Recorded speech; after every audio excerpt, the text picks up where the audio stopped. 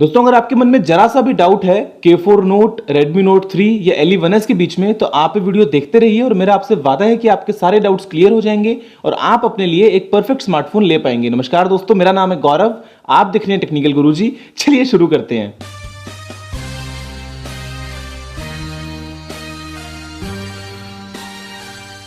दोस्तों देखिए, वैसे तो कोई भी स्मार्टफोन परफेक्ट नहीं होता है, लेकिन आपके लिए परफेक्ट वही है जो आपकी रिक्वायरमेंट्स को पूरा करे, आपके बजट में आ जाए और आपके लिए एक अच्छी डील साबित हो। मेरे पास में डेली आप जैसे बहुत सी यूजर्स की रिक्वेस्ट आती हैं कि मैं उनको बताऊं कि K4 Note अच्छा है या Redmi Note 3 अच्छा है, या 15,000 में कौन सा फोन लेना है, 20 में कौन सा लेना है, 25 में कौन सा लेना है। तो मेरा उनसे पहला सवाल यही होता है कि आपकी रिक्वायरमेंट्स क्या है। अगर आपकी रिक्वायरमेंट्स आपको पता है, अगर आप वो मुझे बताएंगे तो मैं आपको एकदम परफेक्ट फोन बता पाऊंगा। अदरवाइज तो आपके लिए मार्केट में बहुत सारे ऑप्शंस हैं, लेकिन जरूरी नहीं कि हर एक स्मार्टफोन आपके लिए आपकी जरूरतों के हिसाब से अच्छा हो। तो अभी के लिए जो कंफ्यूजन है वो बना हुआ है Ellie 1S के बीच में, K4 Note के बीच में, और अभी जो Xiaomi ने लॉन्च किया है पिछले हफ्ते Redmi Note 3 के बीच में। तो ये तीनों ही स्मार्टफोन्स लगभग एक ही प्राइस रेंज में आते हैं, जो बहुत ही एक बड़ा कंफ्यूजन क्रिएट करते हैं। तीनों में फीचर्स जो है वो किसी में एक चीज प्रेजेंट है, किसी में वो चीज नहीं है, किसी में दूसरा फीचर है, किसी में एक नहीं है। तो ये सभी बातें इस डील को काफी कंफ्यूजिंग बना देती हैं कि अगर आपको एक 5.5 इंच का फोन लेना है तो वो कौन सा होना चाहिए, आपकी जरूरत के हिसाब से कौन सा फोन आपके लिए ठीक रहेगा। तो इस वीडियो में मैं आपसे यही बातें करने वाला हूं कि अगर आपकी एक स्पेसिफिक रिक्वायरमेंट है तो उसको देखते हुए आपको कौन सा फोन लेना चाहिए। दोस्तों सबसे पहले हम बात करते हैं अगर इन तीनों ही फोन्स के डिजाइन की, तो देखिए Redmi Note 3 और Ellie 1S का डिजाइन बहुत ही एलिगेंट है, इसमें कोई भी डाउट नहीं है। आपको मेटल यूनिबॉडी मिलती है, दिखने में काफी प्रीमियम लुक्स आपको देखने को मिलते हैं, और जो ओवरऑल डिजाइन है इस फोन का, इन दोनों ही फोन्स का इनफैक्ट वो काफी अच्छा है। K4 Note इस मामले में पीछे रह जाता है क्योंकि प्लास्टिक बैक है, हालांकि उसमें मेटल फ्रेम दिया गया है, फ्रंट स्पीकर्स दिए गए हैं, तो वो एक एडवांटेज भी होता है। लेकिन ओवरऑल अगर मैं एक नॉर्मल लुक्स की बात करूंगा तो Redmi Note 3 और Ellie 1S जो है वो आगे निकल जाते हैं। तो अगर आपकी रिक्वायरमेंट सिर्फ और सिर्फ लुक्स हैं तो आप इन दो में से चूज कीजिए अपनी बाकी रिक्वायरमेंट्स को देखते हुए। दोस्तों जहां तक हम बात करते हैं स्क्रीन साइज की, तो देखो तीनों में आपको 5.5 इंच का स्क्रीन मिलता है, फुल HD स्क्रीन है, और तीनों ही जो स्क्रीन है वो काफी अच्छी क्वालिटी के हैं, सेम IPS स्क्रीन हैं तीनों। लेकिन आउटडोर लेजिबिलिटी जब मैंने Ellie 1S यूज किया तो मुझे काफी अच्छी लगी थी। हालांकि Redmi Note 3 में भी आपको सनलाइट मोड मिलता है, लेकिन वो कितना इफेक्टिवली काम करेगा ये तो हमको रिव्यूज के बाद में पता चलेगा।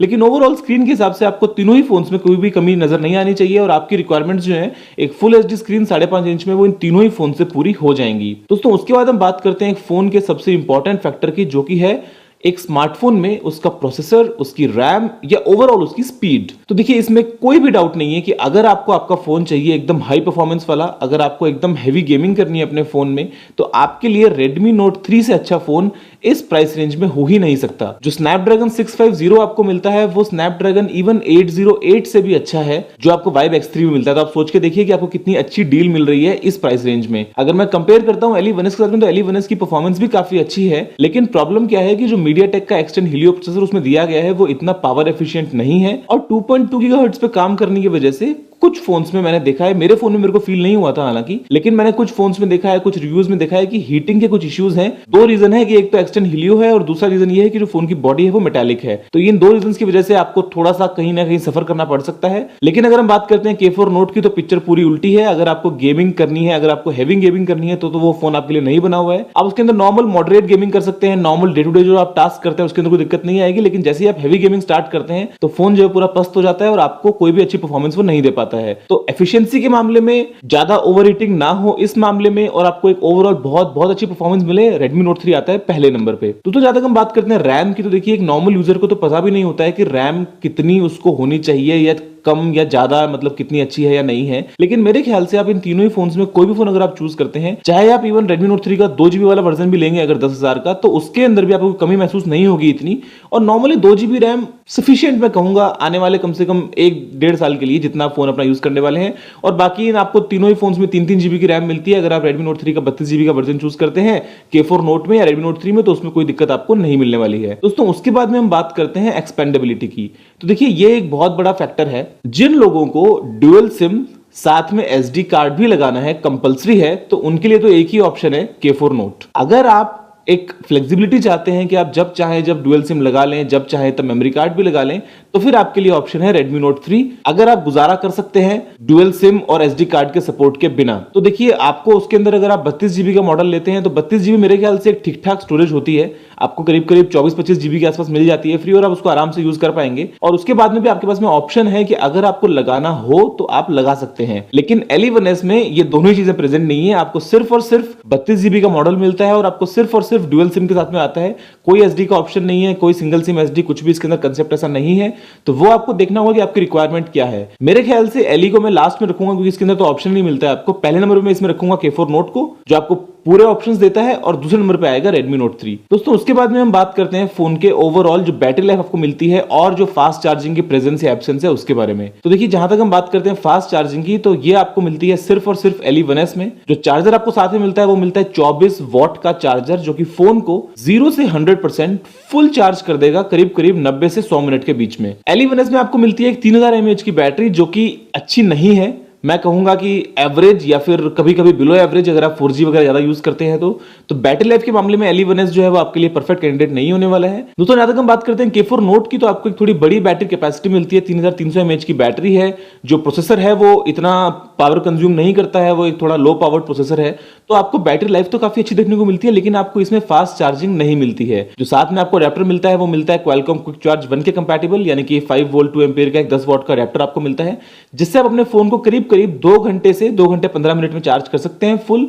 लेकिन इसको मैं फास्ट नहीं कहूंगा और मैं स्लो भी नहीं कहूंगा, ये एक मॉडरेट टाइमिंग है कि अगर आप रात को अपना फोन शाम को घर पे आके चार्ज में लगाते हैं या अगर आप सुबह चार्ज करते हैं तो आपका फोन करीब करीब 2 से 2.25 घंटे में फुल चार्ज हो जाएगा। दोस्तों लेकिन हम बात करते हैं अगर Redmi Note 3 की, तो जो आपको बैटरी लाइफ मिलती है वो तो मान लीजिए कि कंपटीशन को पूरा दूर दूर तक खदेड़ देती है। 4050 mAh की बैटरी है, जो आपको परफॉर्मेंस मिलती है, पावर एफिशिएंसी मिलती है आपको सीपीयू की, वो बहुत ही कमाल है। तो आपको बैटरी लाइफ के मामले में कोई भी दिक्कत नहीं आएगी, लेकिन क्वेश्चन मार्क यहाँ पे भी वही है कि आपको इन फोन्स में फास्ट चार्जिंग जो है वो नहीं मिलती है। आपको एक नॉर्मल 5 वोल्ट 2 एम्पीयर का अडेप्टर मिलता है और आप उसी कैटेगरी के अडेप्टर से चार्ज कर सकते हैं। अगर आप 1 घंटे चार्ज करते हैं तो आपकी बैटरी चार्ज होगी 0 से 50%, और अगर आपको फुल चार्ज करनी है तो आपको लगेंगे 3 घंटे। हालांकि 4000 mAh की बैटरी को देखते हुए 3 घंटे का टाइम मैं एकदम स्लो नहीं कहूंगा, लेकिन फास्ट हो सकता था, लेकिन वो इंक्लूड नहीं किया गया किसी रीजन से। लेकिन इसके अलावा एक बात ये भी है कि अगर आप अपने फोन को दिन भर यूज करते हैं, आपका आराम से दिन निकल जाएगा। शाम होते होते मान लीजिए आपके पास 50% बैटरी बची है, आप चार्ज में लगा दीजिए, रात को आपकी बैटरी 1-1.5 घंटे के अंदर जो है वो फुल चार्ज हो जाएगी, तो इसमें कोई दिक्कत वाली बात नहीं आनी चाहिए। लेकिन वो आपके ऊपर है कि आपको फास्ट चार्जिंग चाहिए या आपको एक अच्छी बैटरी लाइफ चाहिए, तो वह थोड़ा सा ट्रेड ऑफ है जो आपको करना पड़ेगा। दोस्तों उसके अलावा फोन में हम बात करते हैं स्क्रीन प्रोटेक्शन की, तो देखिए आपको Gorilla Glass 3 मिलता है K4 Note में और LE1S में, लेकिन Redmi Note 3 में आपको ना ही तो Gorilla Glass मिलता है, नहीं आपको कोई दूसरे टाइप का ग्लास मिलता है। ये एक अलग टेक्नोलॉजी है जो Xiaomi ने उसका नाम अभी रिवील नहीं किया है। ये नॉर्मल आपको स्क्रैच रेजिस्टेंस देता है, काफी अच्छा है स्क्रैचेस के अगेंस्ट, अगर आप नॉर्मल ट्राई करते हैं कॉइन से या नाइफ से स्क्रैच करने के लिए। लेकिन अगर आप चाहते हैं कि आपको Gorilla Glass 3 चाहिए ही चाहिए, तो ऐसे में तो फिर ये फोन आपके लिए नहीं है। लेकिन अगर मैं आपको मेरा ओपिनियन बताऊंगा तो आप एक स्क्रीन गार्ड लगा लीजिए फोन के ऊपर, फिर चाहे कोई भी हो, Gorilla Glass 4 हो, 3 हो, 2 हो, इतना फर्क नहीं पड़ेगा। फोन के गिरने पे तो चांस की बात है, कोई भी फोन टूट सकता है या कोई भी फोन बच सकता है, लेकिन नॉर्मल यूजेज में आपको कहीं भी कोई भी कमी जो है वो महसूस नहीं होगी। दोस्तों उसके अलावा हम बात करते हैं नॉर्मल फीचर्स की, जैसे कि USB OTG है या इस टाइप की जितने फीचर्स हैं, तो मिसलेनियस फीचर्स आपको तीनों ही फोन्स में प्लेजेंट मिलते हैं। लेकिन अगर हम बात करते हैं NFC की, तो वो आपको सिर्फ और सिर्फ K4 Note में मिलती है। आपको फ्रंट स्पीकर सिर्फ और सिर्फ K4 Note में मिलते हैं। तो कुछ फैक्टर्स हैं जो आप धीरे धीरे जो है वो टाई अप इनमें कर सकते हैं कि आपको क्या चीज चाहिए क्या चीज नहीं चाहिए, अगर आप नेट पिकिंग करते हैं तो। लेकिन फिर एक इंपॉर्टेंट बात हम लेके आते हैं कैमरा। तो कैमरा के मामले में मेरा फ्रैंक ओपिनियन, आपके सामने ब्लंट ओपिनियन, LE1S आता है थर्ड, इसमें कोई डाउट नहीं है। और जो K4 Note है और Redmi Note 3 है, इनकी performance almost neck to neck है। हो सकता है कुछ कंडीशंस में आपको जरा सा K4 Note में अच्छा देखने को मिल जाए या कुछ कंडीशंस में आपको जरा सा Redmi Note 3 में देखने को मिल जाए, लेकिन ओवरऑल इन दोनों ही फोन्स के कैमरास अच्छे हैं, काफी अच्छे हैं।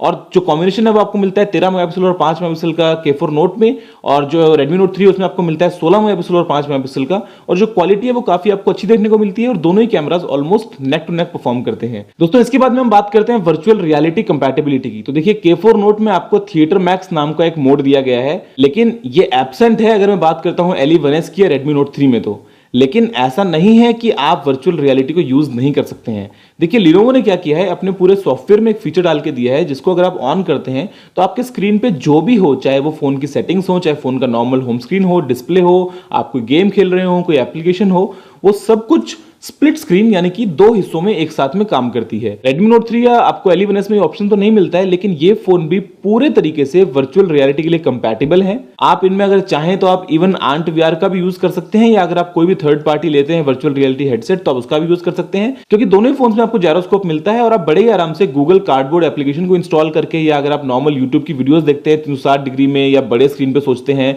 या अगर आप एक VR सिनेमा जैसी थर्ड पार्टी एप्लीकेशन को इंस्टॉल करते हैं, तो आप वर्चुअल रियलिटी का मजा बड़े आराम से उठा पाएंगे। तो इसमें ऐसा बिल्कुल भी नहीं है कि सिर्फ K4 Note के पास में ही है और बाकी दोनों फोन्स में नहीं है। दोस्तों इसके अलावा अगर हम बात करते हैं नॉर्मल सॉफ्टवेयर इंप्लीमेंटेशन की, तो देखिए MI UI जो है वो इन दोनों से ही आगे है।